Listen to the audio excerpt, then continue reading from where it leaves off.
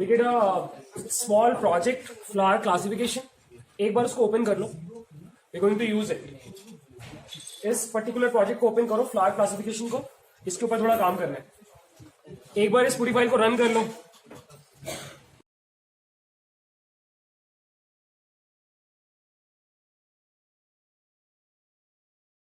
सो पूरा का पूरा फाइल रन कर लिया है and we are at the last cell और वहां पे ये लिखो from sklearn dot matrix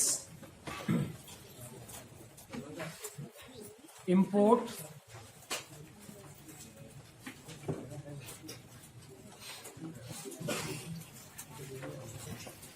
confusion matrix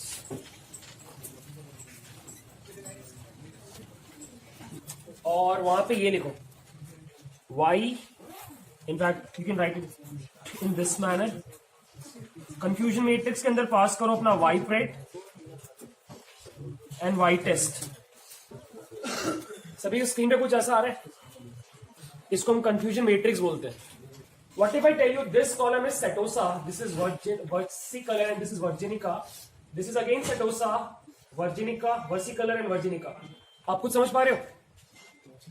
What if I tell you this is actual and this is predicted? तो समझ पा रहे हो क्या लिख रहा हूं मैं? मेरा एल्गोरिथम ने there were 7 सेटोसा को सही प्रिडिक्ट किया. एक भी सेटोसा को वर्सिकलर नहीं बोला, एक भी सेटोसा को वर्जिनिका नहीं बोला. सिमिलरली ओवर हियर एक भी वर्सिकलर को सेटोसा नहीं बोला. 13 वर्सिकलर को वर्सिकलर बोला और गलती से 4 वर्सिकलर को क्या बोला? Virginica. Same goes with last one. 0 virginica को सेटोसा बोला, सेम हियर, और 6 करेक्टली आइडेंटिफाई किया. समझ में आ रहा है? तो ये क्या बता रहा है आपका? This is the correct predictions. और इसको छोड़ के बाकी सब कुछ ये क्या बता रहा है? Incorrect predictions. तो टोटल इनकरेक्ट प्रेडिक्शंस कितने हैं? 4. और टोटल कितने हैं? 26 प्लस 4 30 जो हमारे टेस्ट सेट में थे. सो हमारा टोटल कितना हुआ? 26 डिवाइडेड बाई 30. यही तो हमारा एक्यूरेसी हुआ ना. समझ में आया कंफ्यूजन मैट्रिक्स क्या बताता है?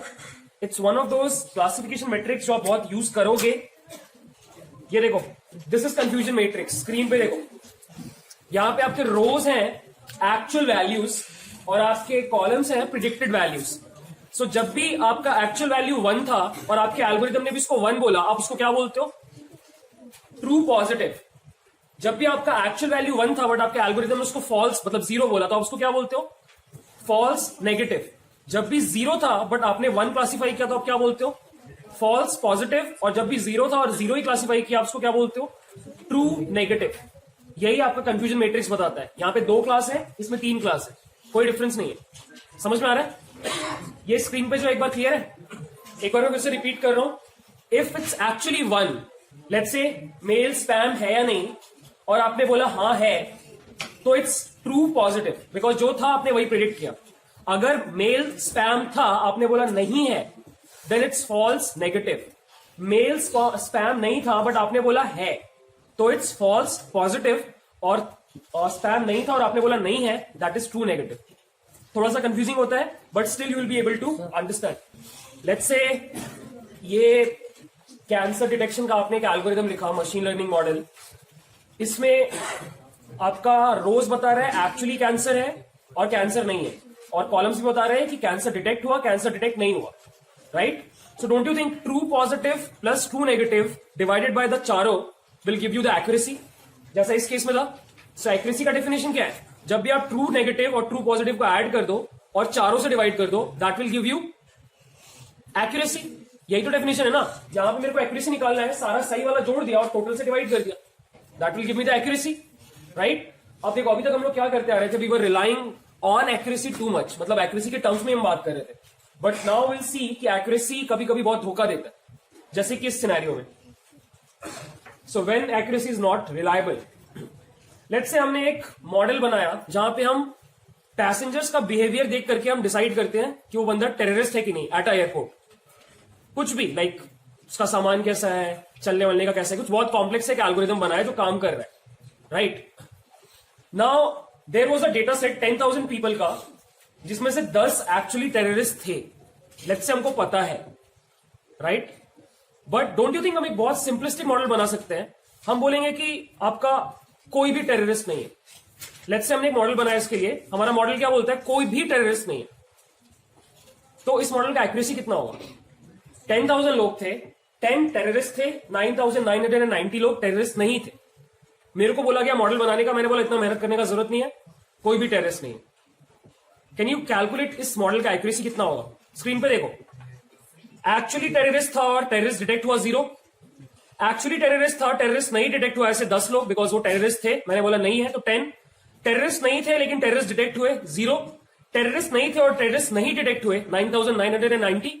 एक्यूरेसी कैसे निकालोगे? इस वाले को इस वाले से ऐड करोगे 9990 और चारों को ऐड करोगे 10,000। Don't you think accuracy is 9990 divided by 10,000? The accuracy of this model is 99.9।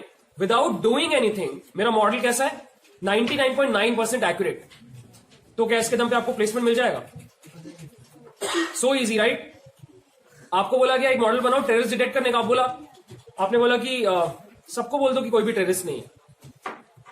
तो क्या आपका बस आपने 99.9 वाला एक्यूरेसी निकाला? पता है आपको, दैट इज इनसेन।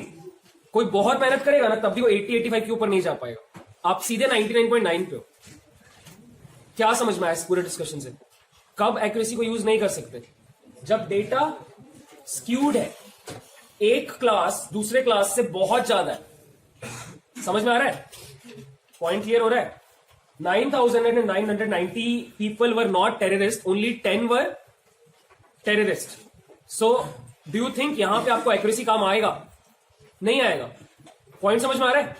अगर आपको कभी दिखाई दे कि आपके डेटा में, सबसे पहले तो वैल्यू काउंट्स लगा लोगे कि कितना स्पैम है कितना स्पैम नहीं है। अगर आपका डेटा बहुत स्क्यूड है, लाइक 90s to 10% टाइप्स, आप उस पर एक्यूरेसी पे रिलाई करोगे? नहीं करोगे। You don't have to rely on accuracy. Now comes the question, फिर करेंगे किसके ऊपर? और क्या है हमारे पास? राइट एक्चुअली हमारे पास एक दो चीजें और है। ये वाला सिनेरियो देखो एक बार। ये दो अलग अलग बंदों ने दो मॉडल्स बनाए जो हमने कल बनाया था। सो दोनों का can you calculate the accuracy and tell me same होगा कि अलग होगा दोनों मॉडल्स का एक्यूरेसी? हमारा टोटल करेक्ट प्रेडिक्शंस कितने? 100 + 700 divided by 1000. So 800 divided by 1000, the accuracy would be 80%. What about the second one? Same, right? Same. दोनों का accuracy 80% है। कौन सा आप यूज करोगे? अगर आप मैनेजर हो, आपके दो जूनियर्स इंजीनियर्स ने बोला कि बॉस मेरा तो ये आया, उसने बोला मेरा तो ये आया, बस मेरा कंफ्यूजन मैट्रिक्स उसके कंफ्यूजन मैट्रिक्स से अलग दिख रहा है, तो आप किसका पिक करोगे? एनीवन? देखो, गलत वाली चीज दो है। एक, जब वो स्पैम नहीं था फिर भी स्पैम में गया, और सेकेंड, वो स्पैम था पर स्पैम में नहीं गया। यही तो दो पॉसिबिलिटीज है गलत होने की। दो पॉसिबिलिटीज क्या है गलत होने की? एक, वो स्पैम था पर उसको स्पैम में नहीं भेजा। सेकेंड, वो स्पैम नहीं था पर स्पैम में भेज दिया। कैन यू टेल मी दोनों में से ज्यादा खतरनाक कौन सा है? स्पैम नहीं था और स्पैम में भेज दिया। इट्स लाइक आपकी दादी माँ ने मेल लिखना सीखा पहली बार और आपको कुछ मेल किया और वो स्पैम बना के डाल दिया। इतना मेहनत किया उन्होंने और उनका रिजल्ट ये मिला। डोंट यू थिंक इस मॉडल में इफ यू डू दिस कि आप स्पैम नहीं वाले मेल को अगर आप स्पैम में भेज दो, that is much worse rather than कि कोई स्पैम था बट वो इनबॉक्स में आ गया। क्या फर्क पड़ता है, मैं देख लूंगा, राइट? सो आप इन दोनों में से कौन से मॉडल को ज्यादा पेनलाइज करोगे? स्पैम नहीं था लेकिन सेंड टू स्पैम, इसमें नंबर कितना है और इसमें कितना है, तो कौन सा आप यूज करोगे? सेकेंड वाला। समझ में आ रहा है? एक्यूरेसी दोनों का सेम था। अब देखो, इसको हम बोलते हैं प्रिसिजन। जब भी आप true positive divided by true positive by false positive निकालते हो, इट्स कॉल्ड प्रिसिजन। सो जब भी आप इस तरह के सिनेरियो में हो जहां पर भी आपको फॉल्स पॉजिटिव का नंबर कम चाहिए, आप कौन सा मेट्रिक यूज करोगे? प्रिसिजन का। समझ में आया? सो email spam classifier is a high precision model. जहां पे आपका एक्यूरेसी अगर किसी और के साथ बराबर भी आ रहा होगा तो आप क्या देखोगे? प्रिसिजन। समझ में आया? क्लियर है? Let's go to the second case, cancer detection. Again आपके दो जूनियर्स डेटा साइंटिस्ट आए और आपको बोला has cancer, no cancer, detected cancer, not detected. दोनों का अगेन हम लोग अगर कैलकुलेट करें एक्यूरेसी स्कोर कितना आएगा? 9,000 plus 1,000, right? So 9,000 divided by 10,000 would be 90% का accuracy. What about the second one? 90% का accuracy. दोनों में accuracy same है. Now again, कौन सा आप यूज करोगे? क्यों? गलत होने की दो पॉसिबिलिटीज है. बंदे को कैंसर है, आपने बोला नहीं है बेटा घर जा. सेकेंड, बंदे को कैंसर नहीं था, आपने बोला तेरे को कैंसर है. कौन सा ज्यादा खतरनाक है? फर्स्ट वाला, कैंसर नहीं था, बाहर जाके सिगरेट पी रहा है. और सॉरी, कैंसर था, बाहर जाके सिगरेट पी रहा है, बिकॉज आपने बोला चिल कर. सो don't you think has cancer not detected 200, this number should be low, right? यहां पे 200 है, यहां पे 500 है, तो कौन सा सेलेक्ट करोगे? Obviously, right? ये देखो नेक्स्ट चीज. When you divide true positive with true positive plus false negative, this number is called recall, right? So the cancer detection वाला चीज is a high recall model. So अगर आपके पास दो numbers आ रहे, दो मॉडल्स आ रहे जिनका एक्यूरेसी सेम है, आप रिकॉल के बेसिस पे जिसका रिकॉल ज्यादा होगा उसको आप सेलेक्ट करोगे एज योर मॉडल. समझ में आ रहा है? अब एक चीज और, होता क्या है कि दोनों चीजों को एक साथ देखना थोड़ा सा प्रॉब्लमैटिक होता है, right? So don't you think दोनों को मिला के अगर कुछ एक सिंगल मेट्रिक बनता तो हम उसको देख के ज्यादा इजीली प्रिडिक्ट कर पाते? तो उसके लिए भी लोगों ने सॉल्यूशन निकाला है. They call it F1 score. So F1 score is basically a combined score of precision and recall. एक सिंपल तरीका क्या है दोनों को कैलकुलेट करने का एक साथ, दोनों का mean. What if I do this,